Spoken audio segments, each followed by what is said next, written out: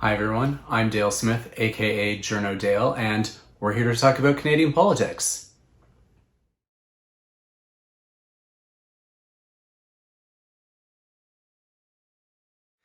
It is time to take your questions, and we're going to start off on Twitter this week, starting with Don Masters, who asks, he's waiting to see if the Conservatives double down on divisiveness to shore up their apparently waning support. Think it will happen? Absolutely.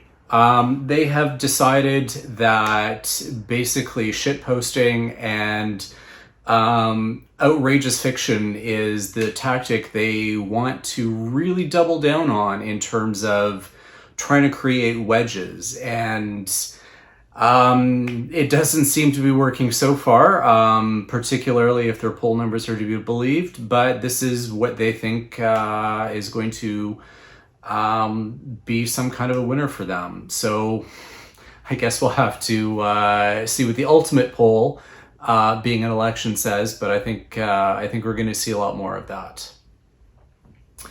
Our next one is from Rob Mello, who says the Conservatives claim that they oppose the conversion therapy bill because it would, in their estimation, criminalize all sorts of normal interactions.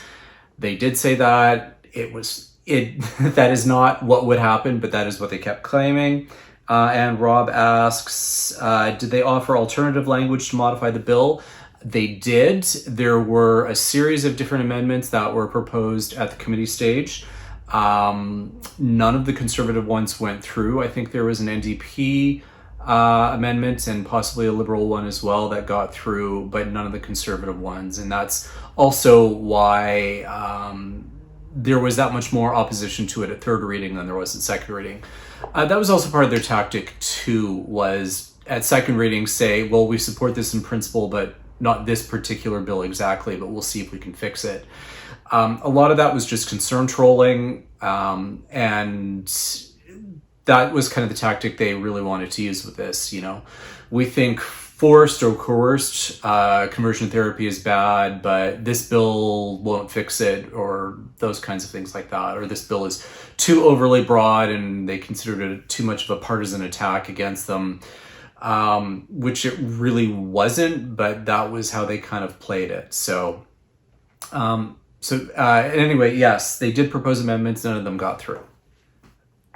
Our next one is from Patricia, who asks, the first Indigenous Governor General is an Inuk woman, and the announcement came days before the Assembly of First Nations elected its first female leader. Can you tell me your thoughts about those two leaders and how their backgrounds and careers will influence their new positions?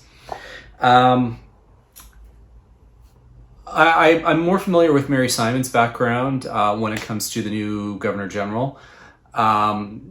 In part because she had diplomatic postings before. She was the first Indigenous ambassador for Canada, both to the Circumpolar Conference and as ambassador to Denmark, which I think she served at for 2 years before she was serving both at the same time and then just kind of stuck to the Circumpolar Conference in the end. And I think that particular background, I think, is going to serve her very well as Governor General, because there's a lot of diplomacy involved in the role. The Governor General does a lot of state visits and so on behalf of the Canadian government. So she is essentially chief diplomat in many respects. And so I think having that experience is going to go a long way in that role. And I also think it will be helpful for her in terms of doing any kind of behind the scenes work that she can do to advance certain things for the when it comes to reconciliation, for example, with the and the Canadian government. So, and in that kind of aspect, what I'm thinking of is the Governor General's ability to advise, encourage, and warn a First Minister. And this happens to varying degrees with different governors general or lieutenant governors. I mean, I've heard from lieutenant governors who said they never really did that in their provinces. But I think there's an opportunity here with Mary Simon and the current government in that I'm pretty sure that they will have or that she will have their ear. And that she will be able to kind of use the back channels in order to provide some input and feedback into various issues, and I think that will be tremendously helpful for all involved going forward. With regard to Roseanne Archibald as the new AFN national chief, I'm not as familiar with her. Other than knowing that she was the first woman to be the original chief for Ontario for the AFN. And she's apparently had some pushback around this, especially as she's tried to drive some reforms within the organization itself, and that has seen some resistance from its kind of established network. So I think that is going to be something that we're going to see more of in terms of her desire to modernize that institution and make it more inclusive, probably to some extent try and decolonize it as well, but we'll see how that kind of plays itself out. But I also, in the interviews I have seen with her since that election, she's very much tried to take a very nation-to-nation approach in terms of she's not going to comment on particular internal matters with the government because she says, that's not my government. She wouldn't want the federal government to be opining on things that happen with certain chiefs and so on as well. And I think that's one of those kinds of approaches that we need to remember, in that, these First Nations don't consider themselves Canadians. They are separate nations. We are kind of, separate but equal side by side. And that's kind of a relationship that she seems to be looking to really kind of drive forward as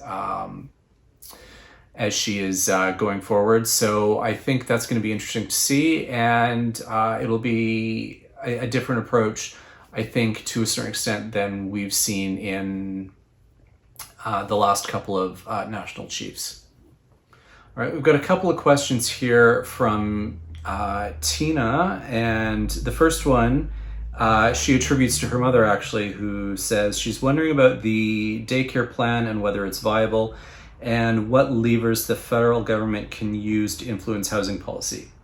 The first one around the daycare plan is pretty short answer in terms of yes, it's viable, but it's going to rely on provincial partners. And we did see this week that the federal government signed a bilateral agreement with BC to get their own program up and running using the federal criteria. And I mean, how this essentially works is the federal government has put a lot of money on the table. It's going to basically incentivize the provinces who have to deliver these programs in order to basically do it in a manner that conforms with what the federal government's aims are.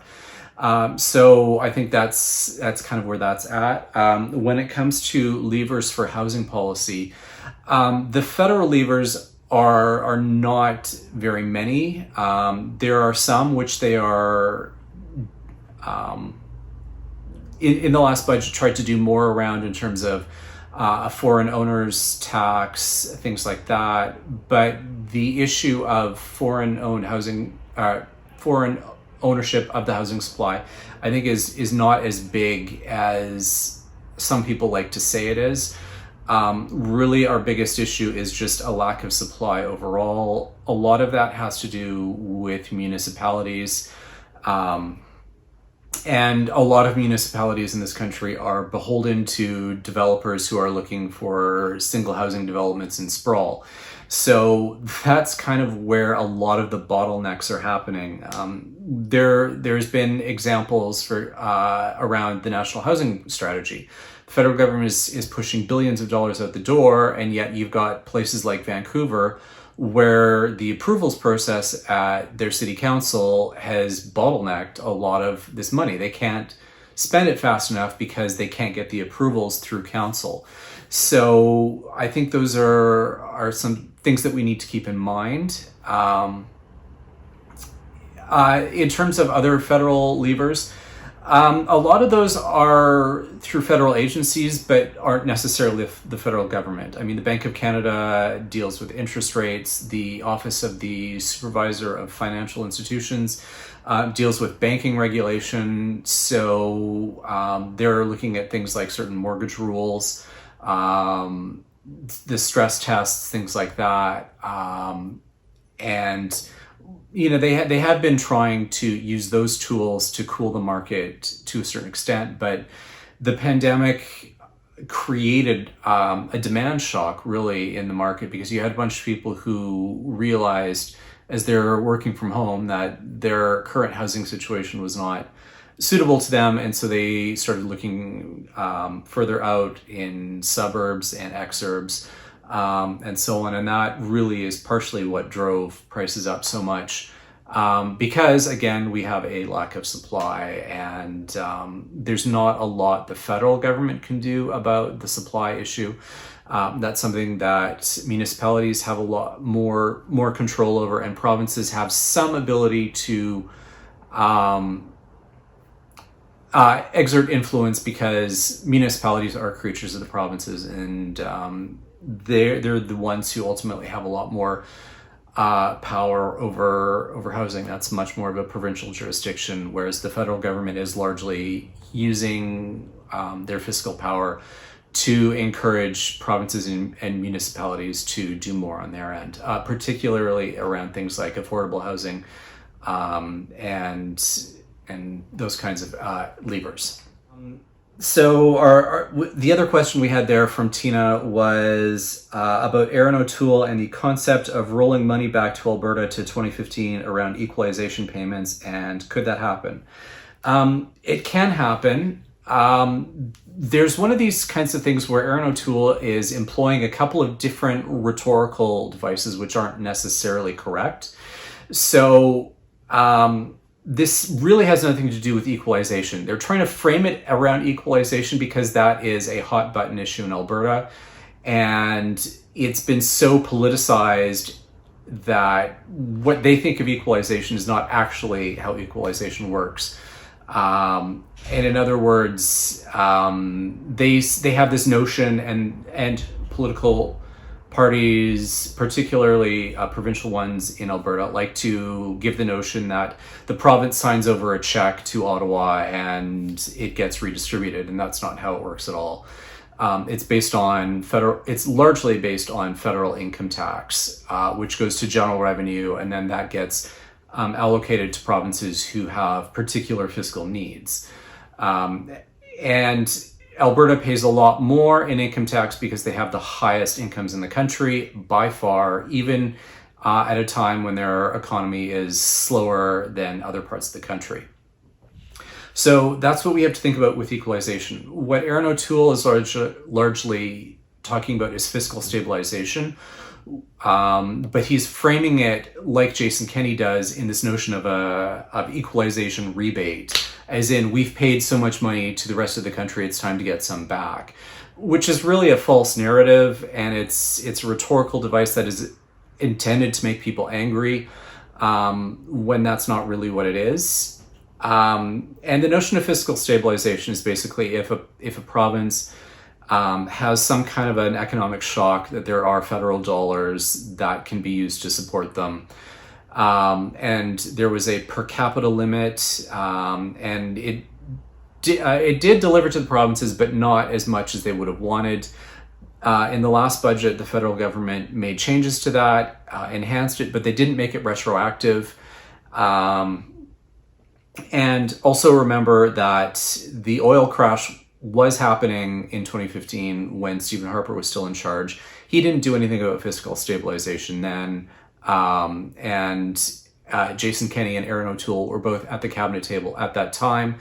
So for them to treat this like this is entirely Trudeau's problem is not really true. If they were concerned about it at the time, they would have done something. They hadn't. It is possible that Aaron O'Toole, should he form a government, makes these changes and makes them retroactive to 2015, which he calculates as being $4 billion to the province. But one of the things to also remember with fiscal stabilization is there's a certain amount of moral hazard built into it, which is essentially that you don't want to encourage provinces to structure their finances in a way that relies too much on things like resource revenues, which Alberta has done. And this is kind of where that element of moral risk happens, in terms of if they allow a province to put too much of their reliance on these revenues, with the certainty that the federal government will bail them out if things go sideways, then it doesn't really incentivize them to fix their own fiscal house, which Alberta has not really done. They've tried, the oil money is too good, and it just never transforms as much as they keep hoping to. So in other words, what O'Toole is proposing would be part of this problem of incentivizing a province to structure their fiscal house in a way that relies more on these resource revenues rather than increasing their own taxation, which Alberta refuses to do. And they have the fiscal capacity to do so.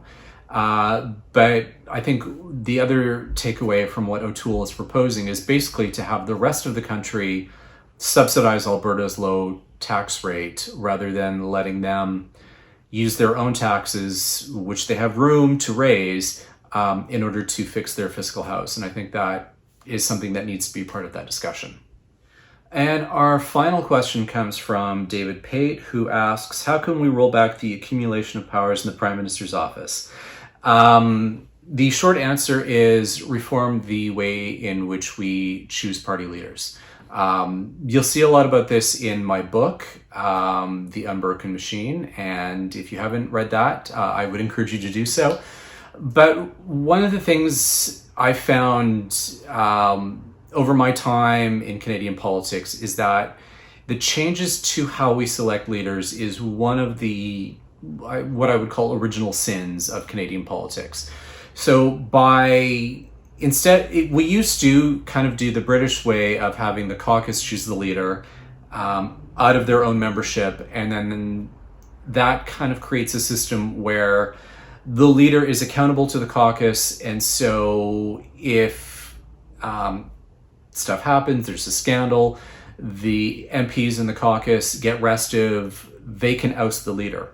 Well, when they started changing that back in 1919 and putting it to a vote of the party membership, which has only since accelerated into what is now this notion that the Liberals have of just letting any supporter vote for the party leader, creating a massive amorphous voter base to do so. All that really did was insulate the party leader. There are anecdotal stories of Mackenzie King, who was the first leader to be chosen in a delegated convention, basically when he was caught up in scandal of telling his caucus, you didn't choose me and therefore you can't fire me. And I think this is kind of where that really cemented this notion that the Prime Minister is unaccountable to his own caucus, to his party, and allowed Prime Ministers to really accumulate a lot more power because they didn't have anyone pushing back against it. And I think this is what I think is the biggest step that we need to undo in order to start rebalancing the amount of power that prime ministers and any party leader really has. It's not going to be an easy task to undo that. It's going to essentially mean a hell of a lot of organizing among party grassroots in order to essentially give up that power to choose the leader and turn it back over to caucus. But it will have the ultimate ability of restoring some accountability and making the leader afraid of their caucus again. And I think that is a necessary step. I think the party grassroots can rebalance it by, making the party president a lot more powerful. And then you would have a tension dynamic between the leader and the party president, which I think would be a healthy dynamic. But again, this is not a quick fix. It's not an easy fix. And it's going to take a lot of work and dedication and organizing in order to make these kinds of changes happen. And that's everything for this week. Thanks again for all of your questions. I'm Dale Smith. That's at journo_Dale on Twitter. And don't forget to like the video, share, subscribe, and support us on Patreon. Thanks, everyone.